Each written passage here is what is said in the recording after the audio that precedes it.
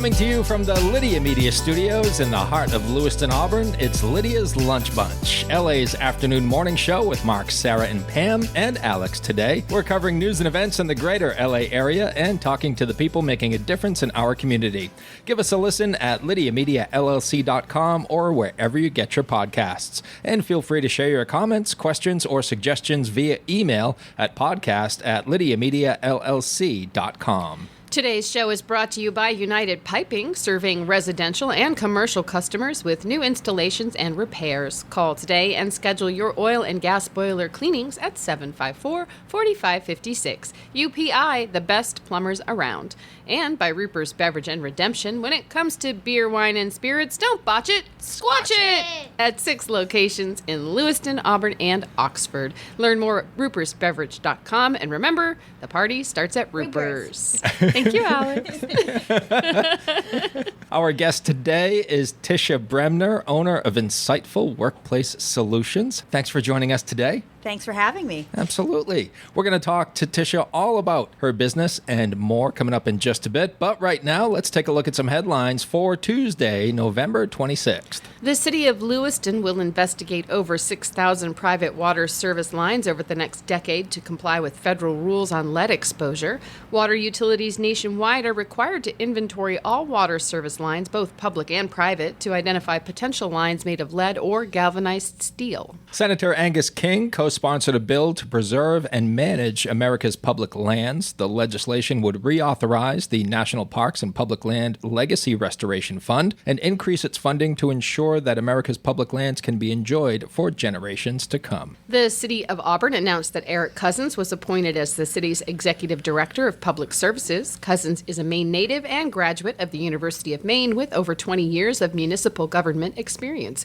He joined the city in 2006 and has served in multiple roles within the planning department. Auburn Fire Chief Robert Chase announced the appointment of Stephen Almquist to Deputy Chief. Almquist has worked at various fire departments for the past 17 years, including the last 5 for Auburn. He is the city's EMS coordinator and spent several years teaching licensure courses and EMS education throughout the state. AAA is predicting record-setting travel for the holiday weekend. Road traffic in northern New England is expected to reach 3.1 million people, an increase of 2.1% from last year.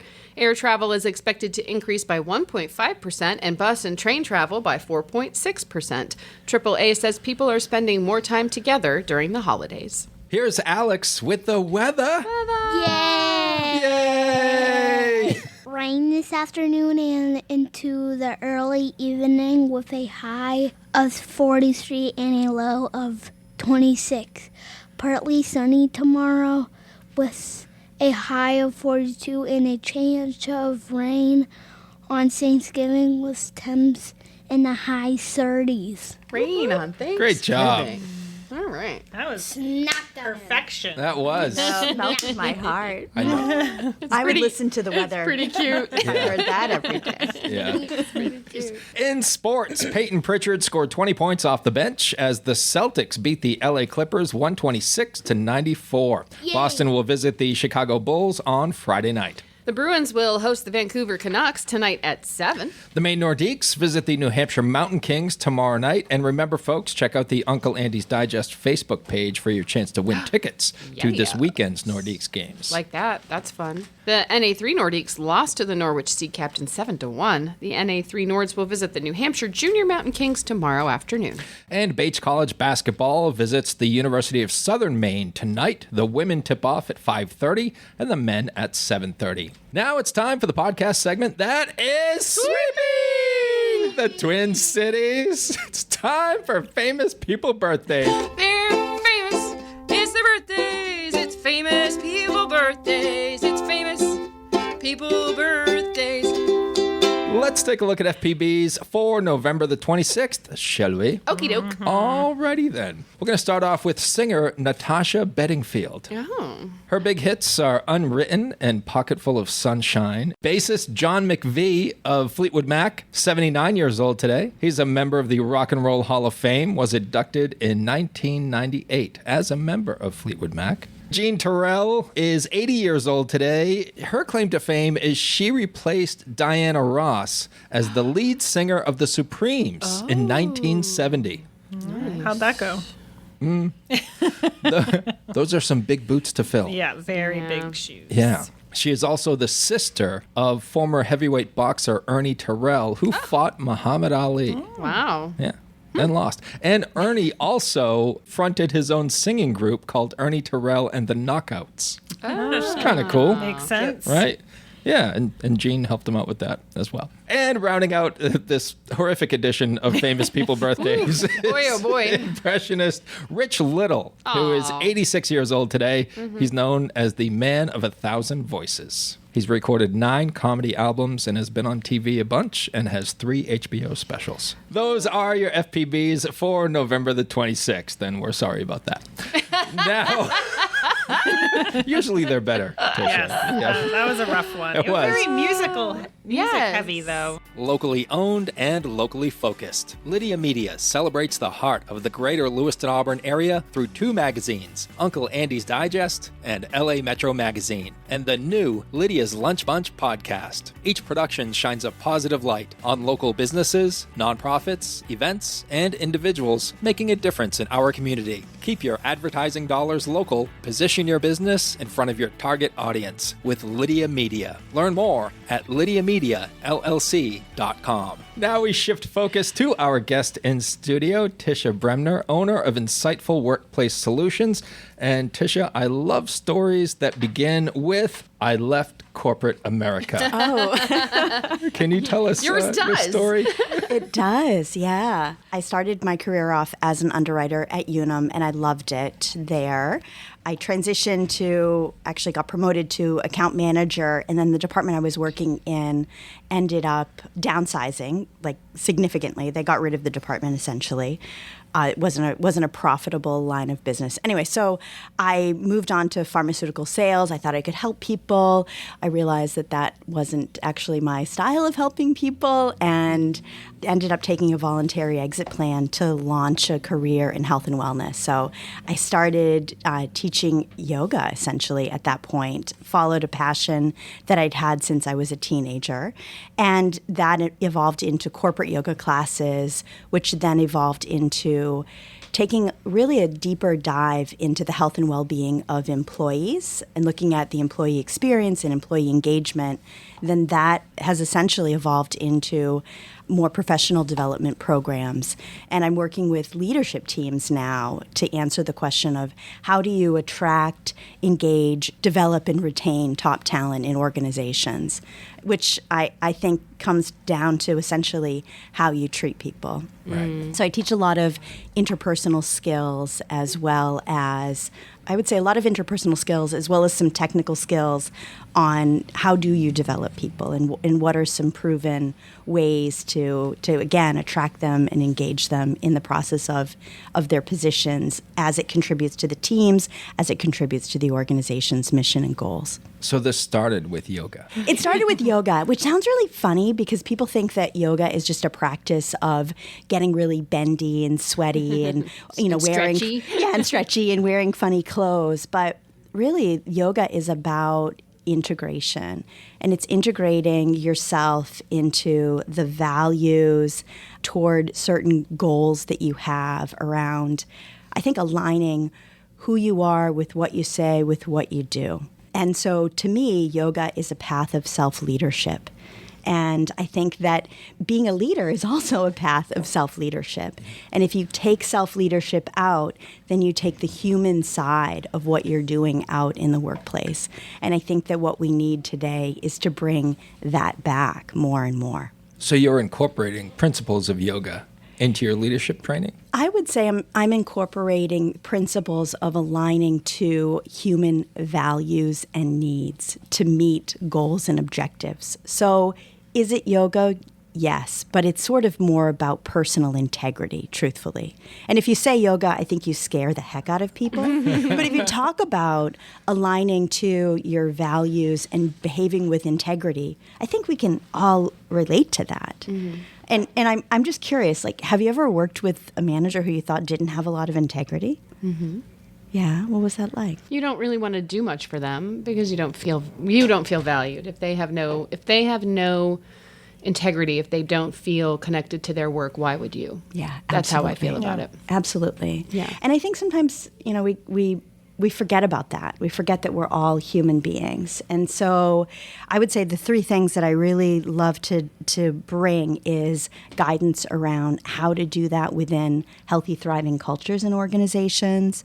I always work with people in terms of delivering workshops or leadership programs and then coaching, just so that people have an opportunity, managers and staff have an opportunity to kind of work out the details of like, okay, so this is a great principle or a great value, but how do I really do it? Because I'm upset or my feelings are hurt or this stuff has happened and it's kind of getting in my way of bringing out that leadership within myself.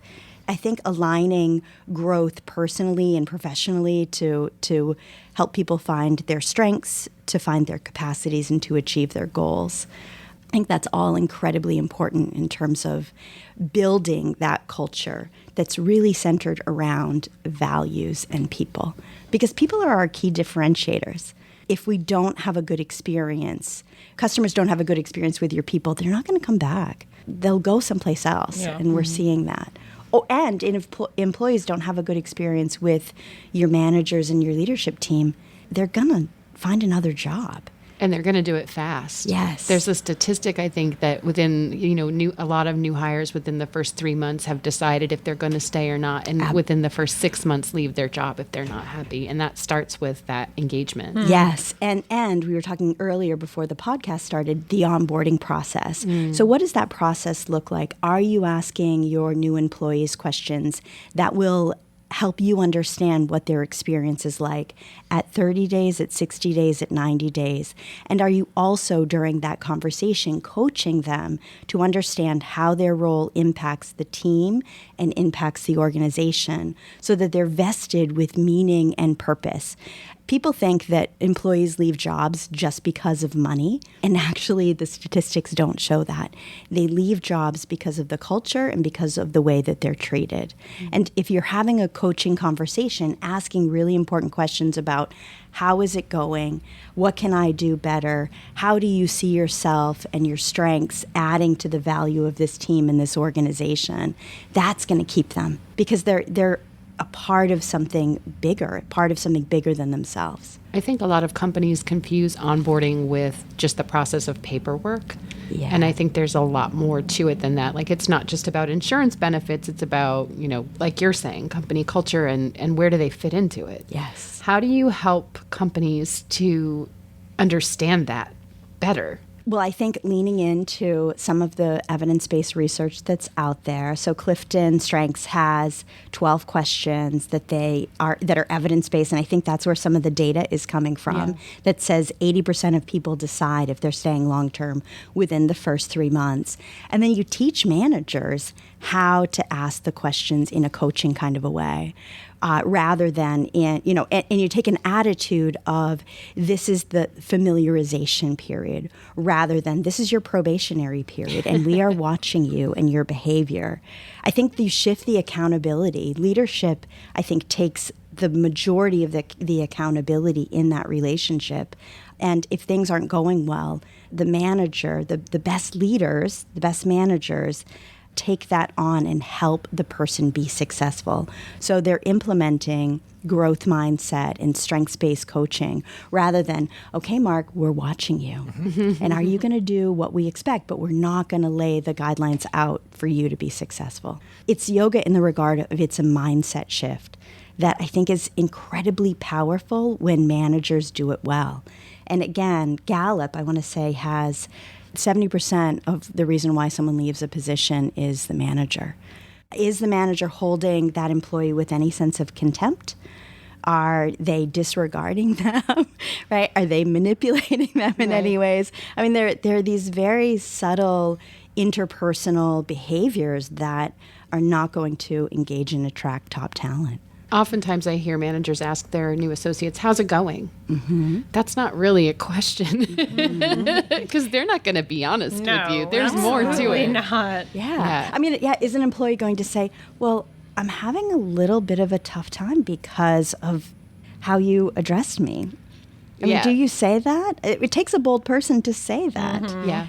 And if you do, how does that manager handle it? I was working with an organization, and I proposed some questions for their onboarding process, and the HR BP said, "Oh, I can't give this to my managers yet because they don't have the capacities to ask these questions and to handle the answers." Oh. Yeah. Okay. So great. That's the starting point, I guess. Well, yeah. So we're working at the wrong level. Yeah. We need a little more levity in the organization because that manager hasn't been given the pathway to do that. They don't have the experience of that probably themselves. So I'm working a lot more with executive teams because I think the organizations who understand these interpersonal skills are effective. They're implementing them, but they're not implementing them from the employee level. They're starting really at the C-suite level. This is fascinating. Yeah?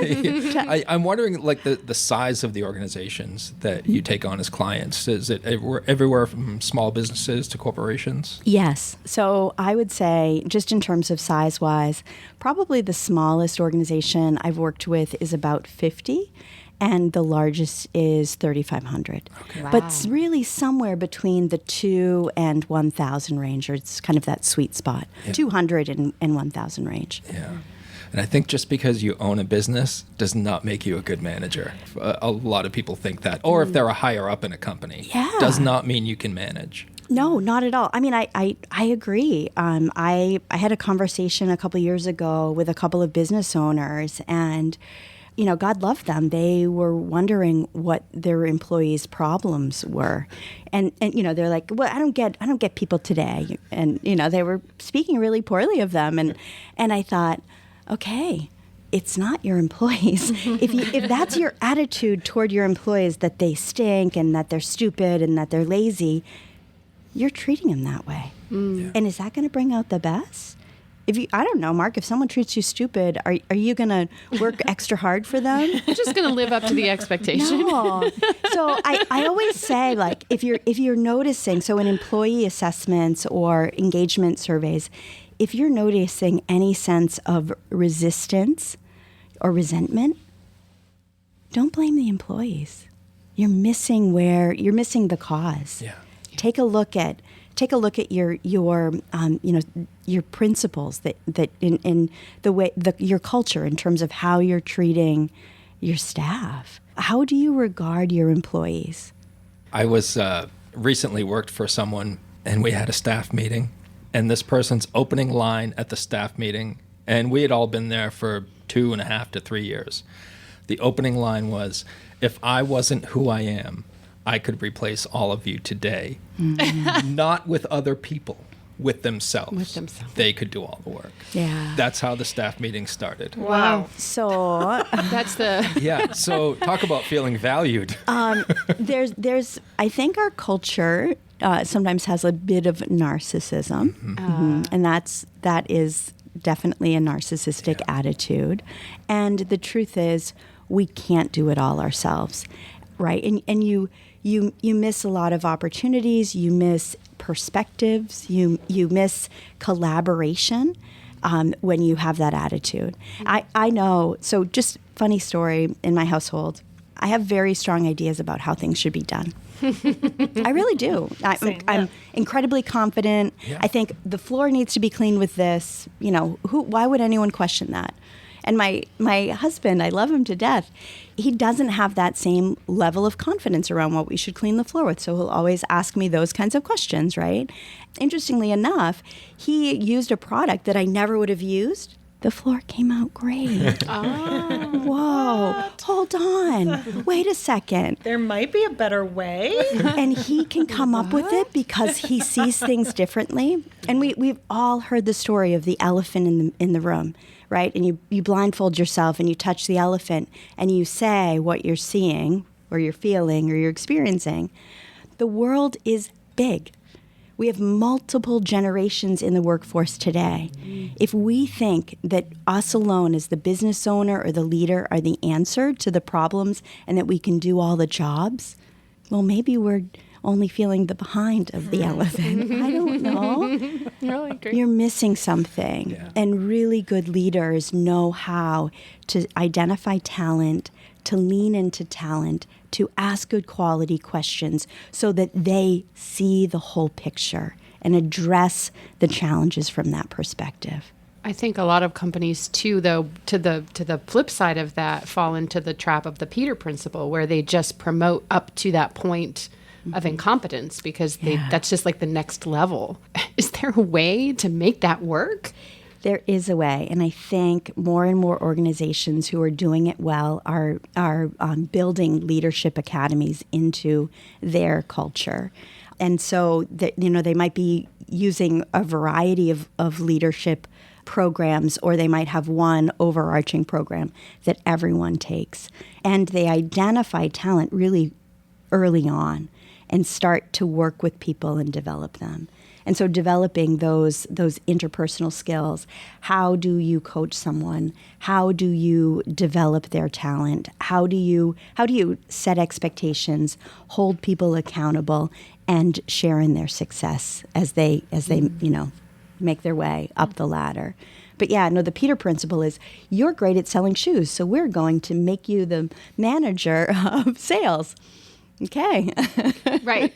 Where you manage all the sales associates, but you have no idea how to do that. Yeah. What does that look like? Right. And I think there are technical skills in it, and I think there are also conceptual skills and interpersonal skills. And the other thing that I will add is that if a manager is having a tough time personally, I think that should not be neglected.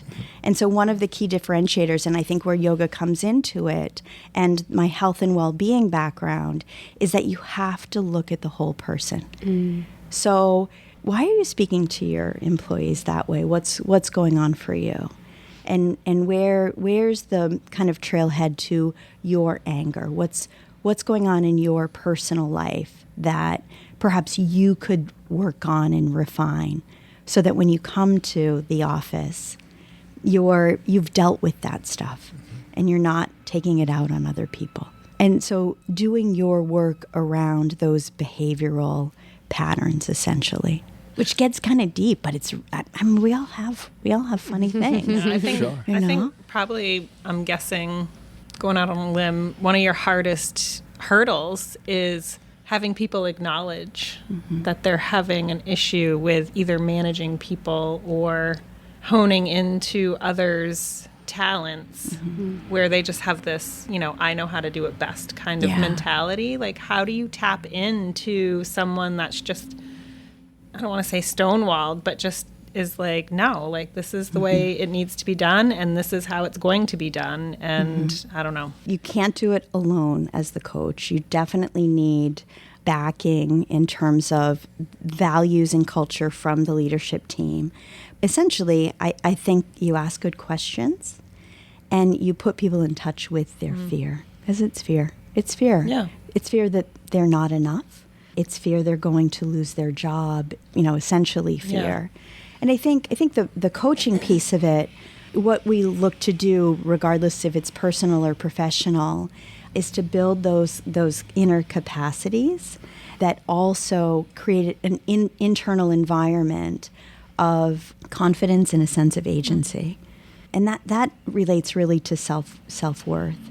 I just concluded a leadership development program locally, and one of the first things that we worked on is our leadership style and our self-esteem. I think they were a little surprised, like, oh, okay. Because someone who has very high self-esteem and a lot of internal confidence, they're not treating people as if they're beneath them. You just don't do that, because there's no need to do that. I think it's people who have that inner void that they want to feel better, and so there comes that sort of differential. I think part of it too is a lack of empathy for other people. Yeah, absolutely. That definitely, that for me, that's been a difficult thing when working with managers, to help them understand that their values are not necessarily the same values of all of their associates. Yeah. and that what they're offering might not be the thing that is the carrot, I guess, Right. so to speak, to keep them on board with them. Like, maybe, you might be offering, an extra paid day off, but what they really want is help with childcare. Like, they don't want to have a day off. They want to be able to make sure that their children have, a safe place to be during the day. So finding that balance, finding that empathy, asking questions and being curious and learning what it is that people actually want and need is a huge part of your leadership role. I think, Sarah, you hit the nail on the head. And I always teach is that people want to be seen, heard, valued, appropriately challenged, and appreciated as they are, not from your values. Right. What is it? The golden rule is treat people like you want to be treated. The platinum rule is to treat people like they want to be treated. Yeah. And people are very, very different today than 20 years ago in terms of what those values are and what those needs are. And not that you can meet every single need, but you can provide, I think a good coach provides the conditions for people to grow and develop themselves, and has the insight to see the potential, the insight and the security to see the potential within other people. So it's a masterful skill. A couple of points, and I love that you brought up empathy. A couple of points around this leadership program that I just concluded. We got I always take a pre and post assessment for the majority of the programs that I offer, just because I want to see what the impact is. We had an 80% improvement in those leaders having a developmental plan at the end of the series. Wow. That's 80%? 80%. Wow. Giant percent. We had a 52% increase in self-regulation and emotional intelligence. That's huge. Yeah, I still can't even wrap my head around that. Yeah. Sometimes people think, these are the soft skills. These are the essential skills. These are the differentiators that the organizations who are most successful financially and most successful with retaining their people are doing. So these are the critical skills. And I think sometimes the skills that we undervalue. It's the differentiator. Yeah. I think in business, and I think in terms of retaining top talent. It's not money. People think it's money. It's not. It's not money. No, there's Purpose. I think it is Gallup too. Yeah. Gallup put out a poll recently about what businesses think employees, associates want and what they actually want. And purpose is one of them. Being challenged is one of them. Yes. That's what they actually want. Money is like somewhere down at the bottom, like 6 or 7 as to what they actually want. Yeah, it's crazy. One case in point, I literally left a job for another job that was paying me a third of my previous salary. And I was like, I have no idea how I'm going to do this. I owned a home, single parent, like one income. And I was like, Huge no leap. idea how this is going to work, but I'm going for it because it just doesn't fit with what I wanted. So I made it happen. And it worked. I made it happen. I mean, not without struggle and sacrifice and all the things. But yeah, I mean, But your happiness was important. Yeah, and I don't know if it was a management thing. It was a combination of a bunch of things, but it was definitely a choice that I needed to make. But money wasn't going to keep me in a place that wasn't right for me. Me too. I had a company car. I had a $5,000 monthly expense account. I was paid very well. I had a tremendous amount of flexibility. I was getting fabulous bonuses.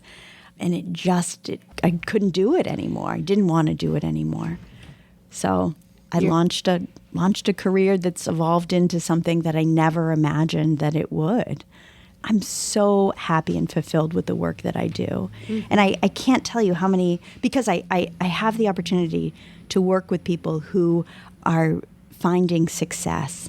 And I can't tell you how many people I've worked with that they're successful. They come into my office and boy, sometimes you're wondering, your heart's breaking for where they are in their personal lives and sometimes even in their professional lives. And you look out into the community and now like so many people are thriving that I would do it for free. I can't. I'm not going to. But I would. I often think, like, what would happen if I won, the multi-million dollars? How could I keep some of this in my life and add a lot more travel? What would that look like? You found a profession that fills your cup. Yeah. That's awesome. Thank you. That's hard to do. I love it. Yeah. I also think that there is an art and a science to training development and coaching, that when you utilize those skill sets effectively, you see results. So I shared with you that I always do a pre and post assessment. There's never been one measure ever of all the hundreds of these that I've done that anyone has maintained or taken a step back. There's always growth. It doesn't matter what we're measuring. To me, that fills my cup and fuels my interest in continuing to do this type of work. I'm curious what your coaching sessions look like. Are they on an as-needed basis, or are they monthly? What's happening there? Yeah, so I only coach people who I'm working with the organization. So I don't take on individual clients. Mm-hmm. The sessions essentially look like this. I will teach a topic, some type of development plan, program. And during that time, people come in for coaching sessions. And oftentimes organizations will pay for one a month. It might last beyond the engagement of the program, or it might be coinciding. And that really just depends on the organization's intentions, sometimes budget. But most of the companies I'm working with are annual contracts who have an ongoing coaching program. So I'm seeing people monthly. I use individual assessments and then some coaching tools and SMART goal planning tools, performance development tools, leadership development tools that people can actually set goals and monitor their progress along the way. It's not originally structured, but supportively structured, if that makes any sense. It does. Yeah. And people can come in and it's their time. They lead the way. They lead the discussion. If we talked about something last month that's not pertinent this month, I let it go. I always ask how they're feeling, what's on their mind, what they'd like to dive into today. So it's very, very individual driven. And I think it has to be because our lives are dynamic. Mm-hmm. And sometimes we resolve our own stuff. A month is a good amount of time to work on a few things. Right. Mm-hmm. And always asking questions. Mm-hmm.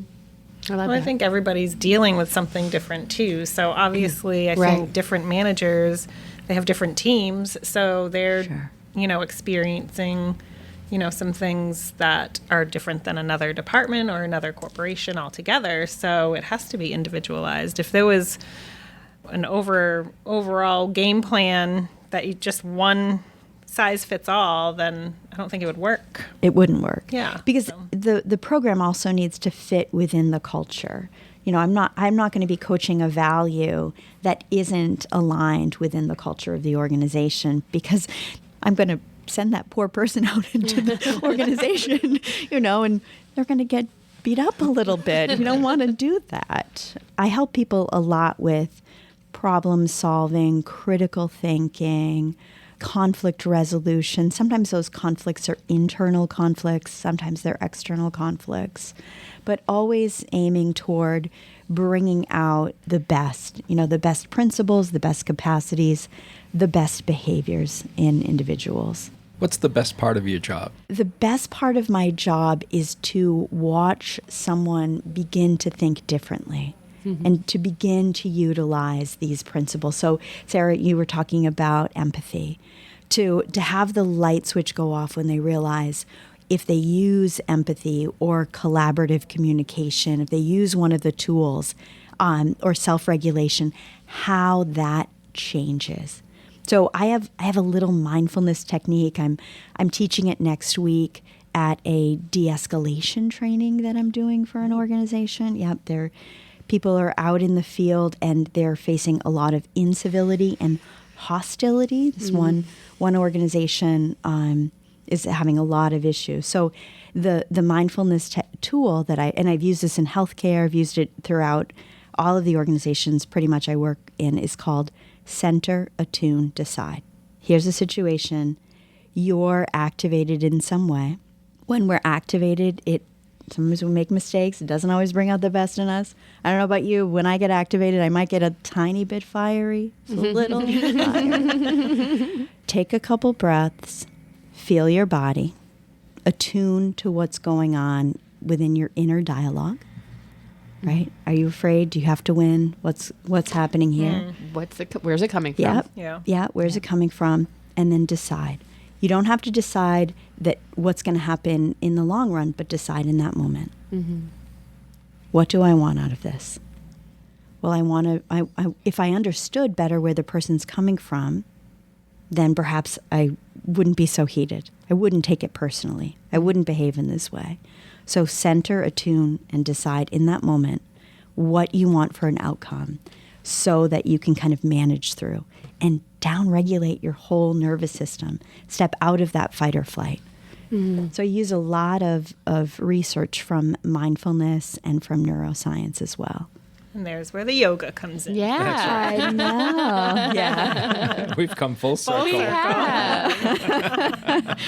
As my husband would say, Om Chicky Mau Mau. No one says that. But he loves to just goad me. He says that, so. He does. And when he does that, do you center, attune? I actually just laugh and roll my eyes because he's so funny.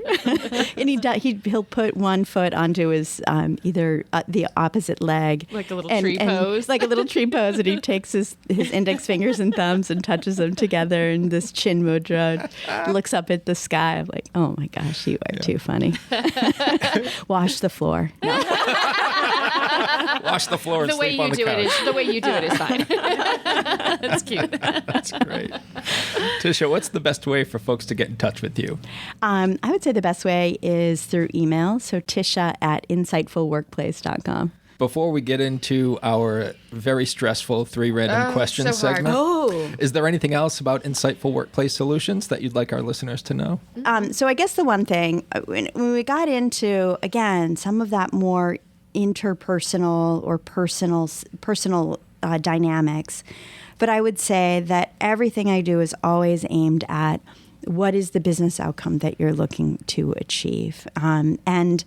So it's not tied to anything that is intangible. There are very tangible results that we're looking for.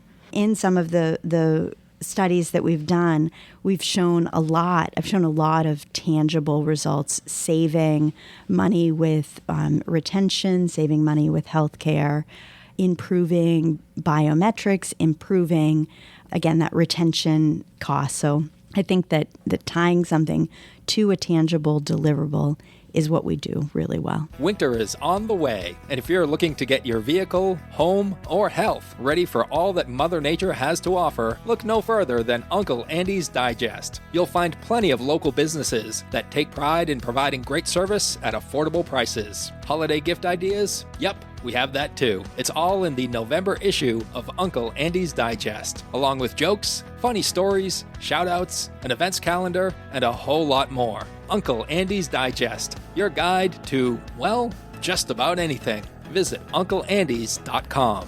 Now it's time for 3 random questions, where we're going to ask you questions that have nothing to do with your business. Okay. We just like to get to know you a little bit outside of your professional setting. Thank you. Unfortunately, due to budgetary constraints, you can't win anything. But you could lose your dignity. Oh, Yeah. Okay. So All right. Some people have. We've seen it. I'll brace myself, Mark. Brace myself. Oh. I mean, weren't we just talking about that? We were. Like, I help people find it? All right. I'm game. Tisha, what is your favorite weekend activity? My favorite weekend activity is travel. I love to get out of Dodge. So there is an exhibit. This will tell you something about me. There's an exhibit right now at the National Gallery in London. It's a Van Gogh exhibit. You know, just in terms of our schedules, all we could really afford to do is go for the weekend. And so I'm like, let's go. Let's go to London for the weekend to see this Van Gogh exhibit. We're not going because I asked my husband at a time when he was getting home late from work and we needed to make the decision then. The tickets are all sold now, but I have that adventurous side. And I won't spend a ton of money. I'll look for the cheapest flight. I'll push myself to stay up late and to get to the thing. But yeah, travel. All right. Love it. All right, Pam. What is the biggest lesson you've learned this year since it's almost December? I know it's crazy. Yeah. The biggest lesson I've learned this year is to follow my truth and to not allow the skeptics into my inner thoughts. Yeah. Yeah.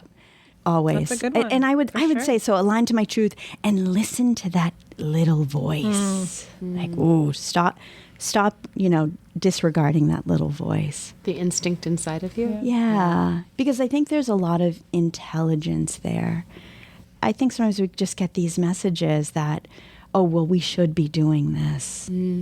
What I'm going to do is continue to follow that. Yeah. I like it. I do too. Thank you.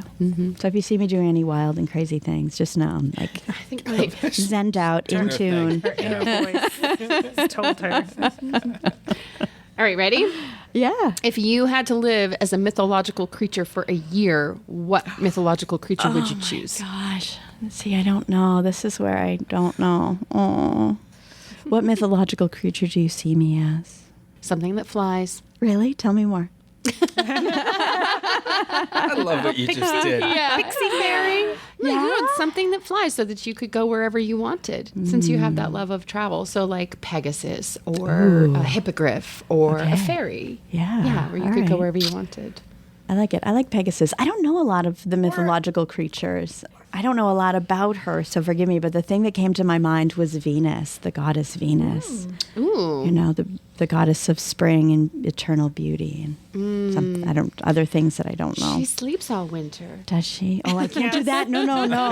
See, I don't know. I can avoid winter. I don't want to avoid winter. I wanted to snow. I'm going to do a happy dance on Thanksgiving if it snows. It's supposed to, huh? Yeah. Alex wants enough snow to make a snowball. Just a Yeah. snowball? Just one little snowball? Yay. All right. It I snowed love last year snowballs. on Thanksgiving. I remember. Meanwhile, Pam and I will be looking at the calendar going, when's spring? Yes. My countdown love for it. spring has already begun.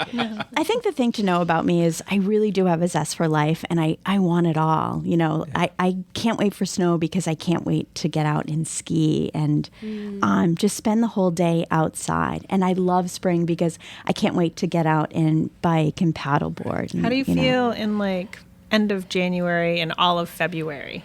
I actually start to get a little sad because March is coming and it's going to be mashed potato skiing. Oh, smushy, yeah. And we have this structure to our lives where so the 2 months I'm not in love with are April and November. Those I call the brown months. Yeah. I don't love them either. Yeah, they're like the shoulder months. So those are the months that we're going to Belize in April. I can't wait. Like, come to Belize in April. Belize is amazing. Yeah. Okay. Yeah. And next year we're actually going to go to Greece, but more October, unfortunately, not November. But my ultimate life would be to be out of Maine in April and November, but mostly in Maine. The brown months. Bebopping around, yeah. I'm with you. The months where it's just like it's not. I don't know. It's not warm. It's not cold, but everything is brown. Those are like April, March, end of March, beginning of April, and then end of November, beginning of December. Yeah, those raw, rainy, Blech. dark, brown days. don't like it. Yeah. Yep. Yeah. Tisha, this has been fascinating. Fun. I want to thank you for your time today. Hope you had some fun. I had a great time. Good. Thanks to our sponsors, Ruper's Beverage and Redemption and United Piping. And if you'd like to be part of the Lydia's Lunch Bunch advertising family, reach out to Pam via email at pam@lydiamediallc.com. Thanks, Alex. We'll have some Maine Nordiques in studio tomorrow. Thanks for listening, and we'll catch you then.